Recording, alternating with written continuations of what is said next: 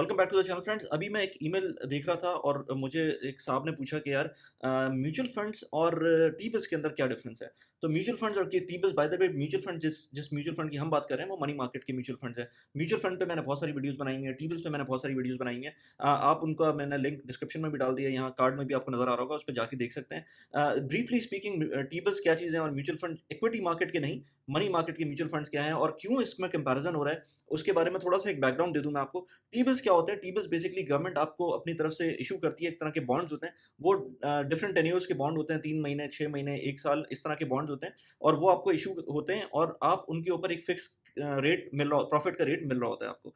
Mutual funds at the other hand क्या चीज़ होते हैं? अगर मनी मार्केट की बात करें, अगेन मैं इक्विटी की बात नहीं कर रहा, बाय द वे, अगर आपको मनी मार्केट, इक्विटी, ईटीएफ्स, इसके बारे में डिफरेंस पता करना है तो मैंने उसके ऊपर वीडियो बनाई हुई है, उसको आप जाके देख सकते हैं।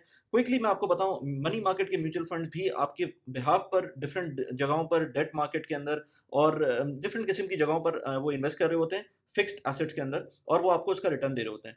अभी बात करें तो मीज़ान का एक पाकिस्तान के अंदर फंड है जो कि तकरीबन कोई 15% रिटर्न दे रहा था लास्ट मंथ तक, लेकिन आज उसकी मेरी एक जब दोस्त से बात हुई तो उन्होंने बताया कि यार वो उसका रिटर्न कम हो गया है। उसका रिटर्न क्यों कम हो गया कि मैंने थोड़े दिनों पहले एक पोस्ट, बल्कि कल ही शायद एक पोस्ट डाली थी, जिसके अंदर मैंने बताया था कि टी बिल्स के रेट्स भी कम होना शुरू हो गए हैं, क्योंकि स्टेट बैंक फोर्स ही कर रहा है कि इन्फ्लेशन पाकिस्तान के अंदर थोड़ी पीक आउट हो गई है और कम होना शुरू हो जाएगी। वो अब खैर एक अलग क्वेश्चन है कि वो होती है कि नहीं होती है, लेकिन एटलीस्ट वो फोर्स ही कर रहे हैं। जब वो फोर्स ही कर रहे हैं तो प्रॉब्ली वो इंटरेस्ट रेट कम करेंगे। तो इस वक्त जो टी-बिल्स होते हैं, टी-बिल्स के अंदर जो जो रिटर्न्स आपको मिले हैं वो तकरीबन कोई 15.5 15.75% इस तरह के मिले हैं। तो म्यूचुअल फंड जो आपको डेली के बेसिस के ऊपर रिटर्न दे रहे होते हैं, वो एनुअलाइज़्ड रेट के ऊपर ऑलमोस्ट कोई 15% 14% जो दे रहे थे, वो एकदम से कम हो गए।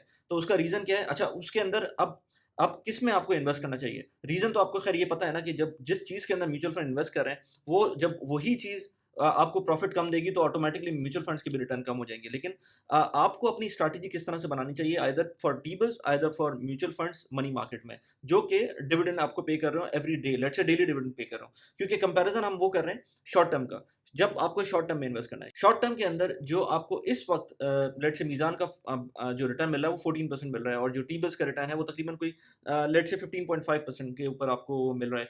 अब होगा क्या कि आगे जैसे-जैसे इन्फ्लेशन कम होती जाएगी, वैसे-वैसे आपका जो मनी मार्केट का म्यूचुअल फंड है वो डेली बेसिस के ऊपर आपको रिड्यूस करता जाएगा रेट को। जब ऐसा होगा तो आपके लिए एक प्रॉब्लम ये होगी कि आपने लॉक नहीं किया होगा उस रेट को। जो मनी मार्केट का फंड है, उसने अपने अपने रेट्स वो कभी भी लॉक नहीं करेंगे, डेली बेसिस के ऊपर वो चेंज हो रहा होता है। अगर वो ऊपर आपकी इन्फ्लेशन ऊपर जाएगी या जो इंटरेस्ट रेट्स ऊपर जाएँगे तो वो ऑटोमैटिकली उसको भी ऊपर लेके जाएँगे, उसके रिटर्न्स भी ऊपर जाएँगे। लेकिन उसका फ्लिप साइड ये है कि जब इन्फ्लेशन नीचे आना शुरू हो जाएगी, जब इंटरेस्ट रेट नीचे आना शुरू हो जाएँगे तो इसके रिटर्न्स भी नीचे आना शुरू हो जाएँगे।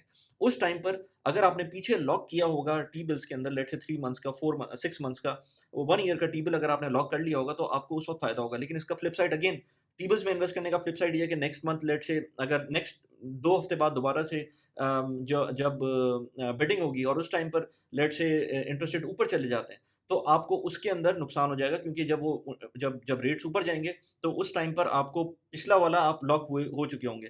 तो इसमें एक बैलेंस क्रिएट करने की ज़रूरत पड़ती है। आपको अगर लगता है कि आगे इंटरेस्ट रेट्स कम होंगे, तो आप ट्राई करें कि अपने आप को लॉक कर लें बेहतर एक रेट के ऊपर। लेकिन अगर आपको लगता है इन्फ्लेशन और आगे बढ़ रही है, हालात और ख़राब हो रहे हैं और आपको आगे ज़्यादा इंटरेस्ट रेट बढ़ सकते हैं, तो आप अपने आप को म्यूचुअल फंड्स के अंदर टाइड अप रखें, ताकि वो आपको डेली बेसिस के ऊपर जो रेट्स चेंज होंगे, उसकी बेसिस के ऊपर आपको रिटर्न दे रहे हैं। मैं इसी तरह की वीडियोज़ बनाता रहता हूँ अपने चैनल के ऊपर। अगर आप पहली दफ़ा इस चैनल के ऊपर आए हैं, तो यहाँ पर मैंने 2 वीडियोज़ लगा दी हैं, जिसके अंदर मैंने ज़िक्र किया था किस तरह से डिविडेंड्स के जो स्टॉक्स के अंदर डिविडेंड्स मिलते हैं, उसको आप किस तरह से यूटिलाइज़ कर सकते हैं, री-इन्वेस्ट कर सकते हैं। इसके अलावा यहाँ पर एक और वीडियो लगाई है, जो एक्सपर्ट्स हैं, अगर उनको इन्वेस्ट करना है दुबई की प्रॉपर्टी के अंदर, वो कैसे कर सकते हैं, बहुत ईज़ी तरीका है। कैसी लगी वीडियो प्लीज़ मुझे बताइएगा। Thanks for watching the video. Bye bye.